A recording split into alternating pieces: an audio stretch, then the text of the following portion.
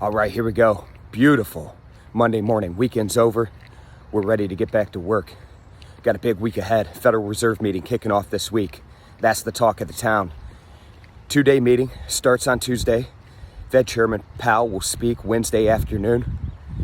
Nothing expected as far as a change in rates. However, what are we looking for?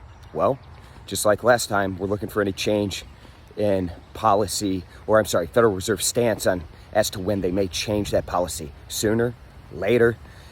We've had a lot of big inflation news since that last meeting.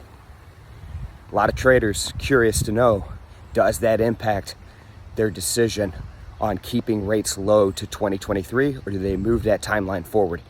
Any indication they can move that timeline forward, possibly get some volatility. So, could be a big week for FX, could be a big week for the stock market. S&P finished at record highs last week. Seeing the dollar strengthen up this morning. Market's relatively flat right now. Let's get in there.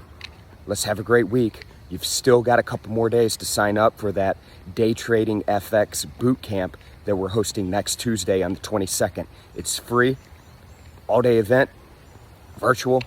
Get in there today. Sign up. All right, folks, I'll check in with you again tomorrow.